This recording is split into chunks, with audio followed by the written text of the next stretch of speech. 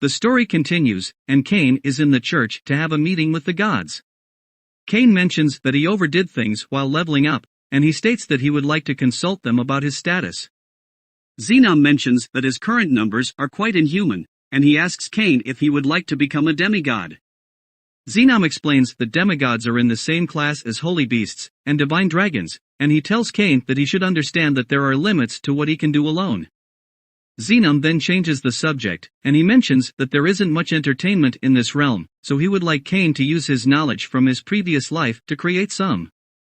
Cain thinks that if he could bring items from his own world to this world, they would be a hit, and the gods ask him to do it. The scene then changes, and Cain is in a female clothes store where Rain is buying some clothes. Cain thinks that this is awkward, and he runs out of the store. Cain then notices Parma, the cat girl he saved from his summoned monster, outside the store, and Parma asks Cain what he is doing here.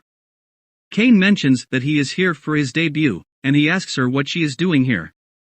Parma states that she is training at her uncle's shop, and Parma then introduces her uncle to Cain as Tamanis. Cain then wonders if he can take a look around his shop, and he notices that they have a lot of different type of items in their shop. Cain then mentions that there is a certain recreational item that he would like to make, and he asks Tamanis if he would be willing to produce and sell it. Tamanis mentions that he will, and Cain tells him about Reversi. Tamanis thinks that this is great, and he thinks this would definitely sell. Cain then asks Tamanis if he can produce a prototype of this, and he gives him a gold coin to cover the expenses. Tamanis mentions that this is too much, and Cain tells him to think of it as an investment. Tamanis accepts, and he takes on the undertaking as the head of the Sarakeen company. Cain then leaves the store, and Rain gets angry at him for leaving without telling her. Rain mentions that she wanted Cain to see how she looks in her new clothes, and Cain mentions that he already knows that she looks great in everything she wears. This makes Rain happy, and she mentions that she is going to show all her outfits to Cain at home.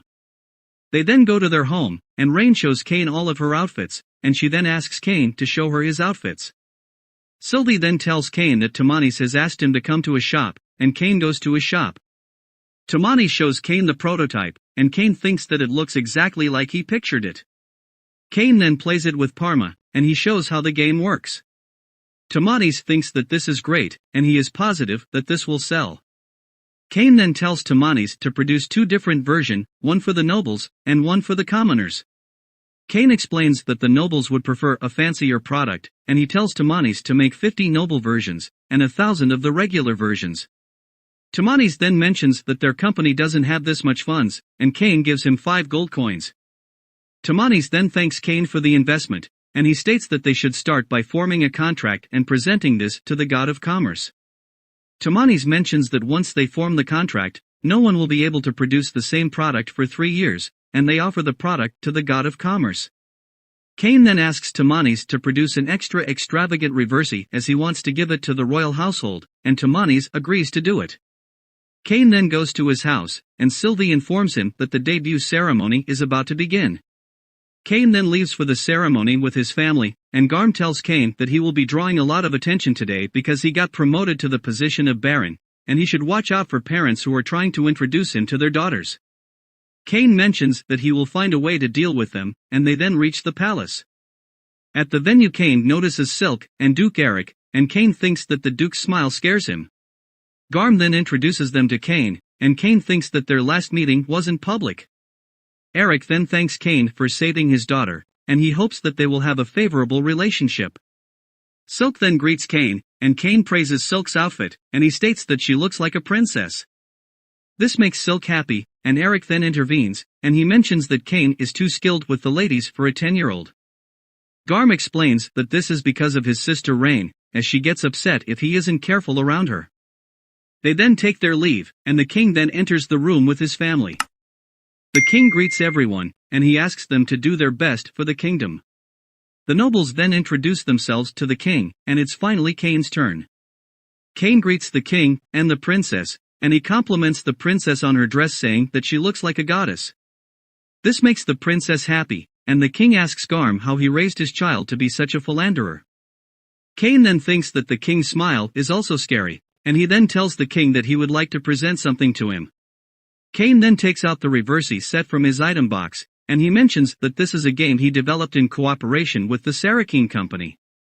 The king thinks that this sounds interesting, and he would like to hear more about this later. The king then invites Cain to the parlor after the ceremony, and he mentions that he would also like to talk to him about his daughter. Garm then mentions that he didn't know that Cain was involved in the production of a game, and Cain mentions that he thought that he would need a lot of money to maintain his mansion after becoming a baron, and Garm understands. Garm then mentions that he has to go back to make his rounds, and he states that Cain should talk to the other children as a child would. Silk then approaches Cain, and she offers him a drink. They then talk, and Silk mentions that she is glad that she got to know Cain, as she now has someone else to talk to other than Tellys. Cain then asks Silk to stop using titles while talking to him, and Silk starts calling Cain by his name. A noble child named Habit then comes there, and he greets Silk. He thinks that Silk would be thrilled to be greeted by him, and Silk then greets him coldly. His lackeys tell Cain that he should at least introduce himself, and Cain then introduces himself as a baron. The others think that he is the son of a baron, and they belittle him for being a baron's son. Habit then asks Cain to apologize to him for not greeting him properly, and Silk tries to intervene, but Cain stops her, and he mentions that Habit will be the one apologizing. This makes Habit angry, and he asks Cain to step outside.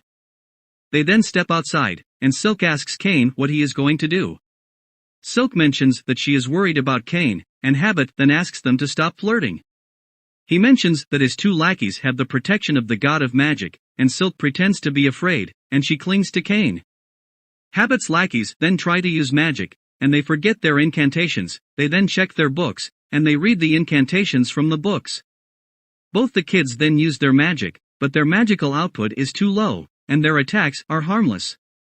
They then try to use their magic on Cain again, and Silk interrupts them, and she mentions that she doesn't know how they got so confused, but Cain is not the son of a baron, he is a baron. She mentions that he is the third son of Margrave Cain von Silford, and he saved Princess Telestia, and her from an army of 50 orcs. Silk then tell them that they should be bowing to him, and they ask for Cain's forgiveness. They then leave, and Silk thinks Cain is quite devious for not attempting to right their misunderstanding.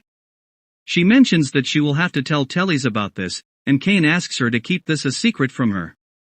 Silk mentions that she will if he agrees to go on a date with her, and Tellys then comes there, and she asks them what they are talking about. Silk tries to tell her, but Cain stops her, and Tellys mentions that touching an unmarried woman's lips is scandalous, and she states that she will have to tell Duke Eric about this. Tellys then asks them to tell her the truth, and Silk tells her that Cain promised to take her on a date. Tellys mentions that this is not fair, and she asks him to take her on a date as well. Cain agrees, and the king then asks Cain where he is planning to take his daughter. Later Cain plays Reversi with the king, and the king thinks that this game is fun.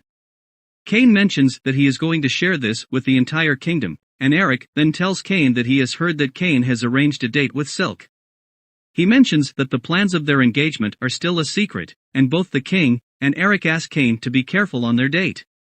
Thanks for watching part 4, the rest of the parts will be on my channel.